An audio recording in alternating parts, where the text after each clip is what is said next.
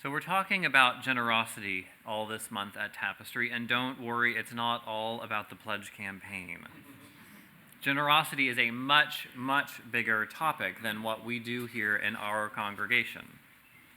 I was blown away this month to learn how much Americans give away each year. In 2019, it's estimated that $427.7 billion were given in charitable giving in the United States. $427.7 billion. There's been a little bit of a reduction in the past couple of years. Most of that is attributed to the 2017 change in tax law.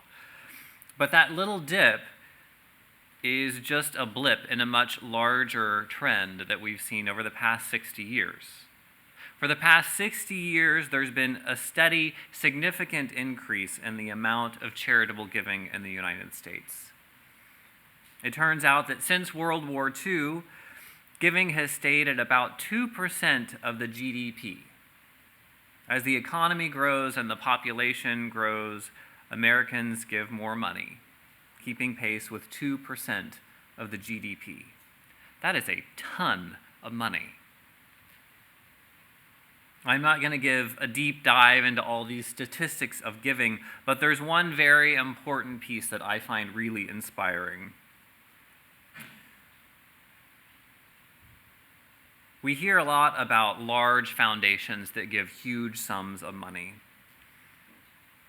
But it's easy when we hear about those to forget that the vast majority of American philanthropy is carried out by individuals. Personal gifts form 4 times as much as what those giant foundations give. You know, the Gates Foundation and the Ford Foundation and the Waltons and all the other ones. Personal giving is 4 times as much as what they do. And corporations talk a good game and they get some good PR mileage out of their gifts, but they make up only 5% of charitable contributions in the United States. So that $427.7 billion of charitable giving is really about individual people giving their money away because they feel like it. Why?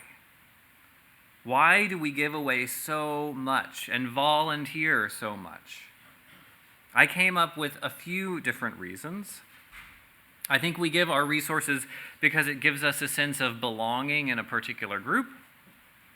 Second, generosity is a compassionate response when we see need in the world, and there is a lot of it. Finally, it's a bit of a theological statement, but I think generosity affirms a sense of goodness in the world. We recognize the abundance of our own lives, and we decide to give some of it away in faith that there is enough for everyone. First and foremost, I think we give because it reminds us of a community that we belong to. This is kind of what Dave was talking about earlier. Whether it's money or time, when we're cared for and when we care for others, we know we belong somewhere. My frame of reference for that is congregations. I had a great reminder of this on Tuesday. Every month, the ministers of Orange County, the UU ministers, get together for a couple of hours.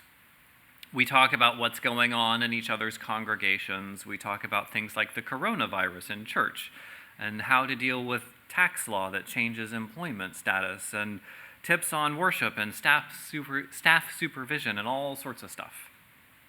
On Tuesday, the group was feeling particularly grumpy and frustrated about some of the strange ways we organize ourselves as a denomination. And one colleague threw out the idea of having a UU congregation that was based on an all services provided membership model, sort of like a gym. You pay your monthly fee and everything you need is provided by staff. There's good coffee and snacks. The facility is cleaned by a janitorial staff. The children are taught by paid teachers. All members are expected to do is pay their money and enjoy the benefits of a full service experience. Sounds kind of nice at first. Two really big problems came to mind in this model. First, there is no way on God's green earth that we're going to turn someone away for an inability to pay a monthly membership fee. Being a church that charges a flat rate for admission isn't what we're about. Yes, we expect members to make some financial contribution, but we recognize that people's ability to do that varies tremendously from family budget to family budget. A flat rate won't work. The other reason that that type of structure won't work is a little less obvious. Really, being a part of something is more about how involved you get than it is about writing a check. Now, don't get me wrong, money is lovely and necessary. But when we talk about our religious community with that sense of ownership, when you start talking about my congregation, it's probably less to do with money and more to do with having swept the floors or painted the walls, or you've come early to unlock the doors or stayed late to make sure the lights are turned out. You've taken out the trash or helped teach the children. You've created music that inspires others in our time of worship. You've reached out to a newcomer or lent an ear to a longtime member who seems down. Belonging doesn't come just from being cared for. It comes when we provide for other people, both financially and physically. A big, big part of why we give money and time and resources is we know that giving is how we create connections. Giving is belonging, and belonging is priceless. The second reason that we give is what most of us probably think of when generosity comes to mind. Our basic innate compassion pushes us to respond when we see suffering in the world. Compassion is super complicated itself. Who feels compassion for whom? What are the values associated with it? Are we hardwired? Is it socially constructed? How much of it is dopamine, Dave asks. We're not going to dive into all that, but suffice it to say, there is a lot of compassion among us. And compassion motivates us to make life better for people who are struggling. It's a very natural outgrowth of our first principles that we believe in the inherent worth and dignity of every person. Everyone deserves at least a chance to thrive. When we see that the world has made it hard or difficult or even impossible for someone to grow into their best self, we try to do something about it. This week I read a story from Christine Levine. She tells a story about how this kind of generosity impacted her family. As a small child, her family was poor. When she was 5, her mother left an abusive relationship and took her all the way to the West Coast to a small town in Oregon. After 2 months of no checks arriving, it became clear that child support was not going to happen. And for various real reasons, her mom wasn't able to find a job. They had a roof over their head, but not much to eat. Mostly it was from a big bag of potatoes, and those were running out too. One night sitting at home, Christine remembers hearing Walter Cronkite say, "Here's the evening news this supper time." And she mentioned to her mother, "It is supper time, isn't it?" Her mother let out a sigh and pointed to the neighbor's unkempt vegetable garden and the unharvested cabbages that were rotting there. She said, "If I were a thief, I would go over there and steal those rotten cabbages for you, but I'm not a thief." And without another word, she got up from the table, walked out the door, and up the street, from their cottage number 6 to cottage number 1. An old woman that they didn't know opened the door. Christine's mother said, "This is my daughter. We have no food. She's had nothing but potatoes for a month, and now we don't even have any of those left. I don't care about myself, but could you please give her something to eat?" Christine could see into the cottage by now, and she could smell this meal that had been prepared, that they were about to sit down and enjoy. Without saying anything else, and without saying a word to her husband, this old woman packed up the entire dinner table. Pot roast, carrots, gravy, potatoes, all of it. And she handed it to Christine's mother. It turned out that that couple owned a restaurant in town and were able to find a job for Christine's mom and help them get back on their feet. Fast forward 30 years. Christine's own daughter was involved in a food drive for her school. And she found her daughter one day in the pantry at home, sorting through dried goods and cans. Her daughter said, "Oh, I'll put in the green beans. I don't like those very much. I'll save the Kraft macaroni and cheese. We can give them some no-name brand." And Christine realized that her daughter, as kind as she was, really knew nothing about the meaning of giving. So she took the opportunity to explain some of her own history. She told her that in kindergarten, teachers thought that she had a learning disability because she was hungry and didn't perform well in school. And most importantly, she told her daughter about the kindness of her neighbors that night that changed their lives, and how the old woman could have just given them a peanut butter sandwich and been done with it, but instead she gave the best of what she had. Christine writes, "The biggest problem with poverty is the shame that comes with it.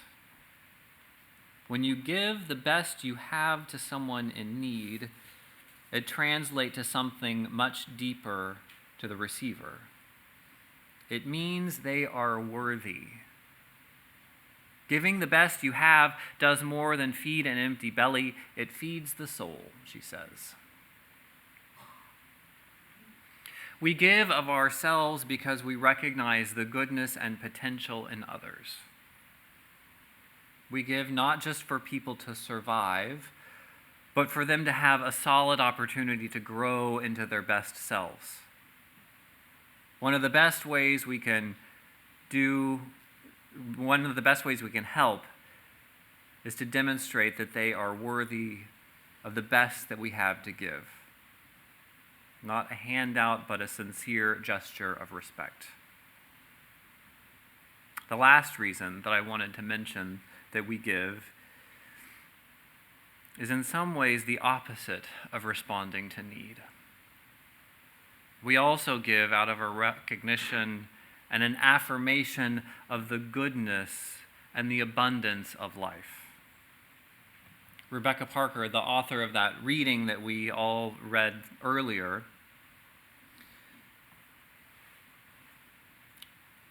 says that she often has to respond to this question, what to do with all this beauty? This question challenges me more than any other in life, she says. How do I live in a way that keeps faith with beauty? With the beauty I have known, the beauty of all people everywhere, the beauty of the earth. How do I resist the violence that tears us from one another and the earth? Part of our giving is the response to this question. What to do with all this beauty? When news media throws one crisis at us after another, and when social media begs us to compare our sad little lives with the rich and fabulous, giving away some of what we have reminds us of our blessings. It's an affirmation of the fact that most of us have way more than enough. It used to be said all the time to give until it hurts. More recently, I have heard people say, give until it feels good. So I think this is what we're referring to. Give until it feels good. Not because you gain some self-righteousness, but give until you're reminded of how big and beautiful and full the world is. Give until it feels good to be part of this gracious world. Several people in this room have been inspirations to me. You've shown me what it looks like to give boldly, not just to tapestry, but to all sorts of causes that occupy your hearts. So I'm looking forward to learning more and talking more about generosity this month. But I want to invite you to think about why you give what you give. Does it give you a sense of belonging? Or are you responding with compassion to a sense of need? Maybe you're giving out of a sense of abundance. Or is there something completely different? Why does it feel good to give? Amen.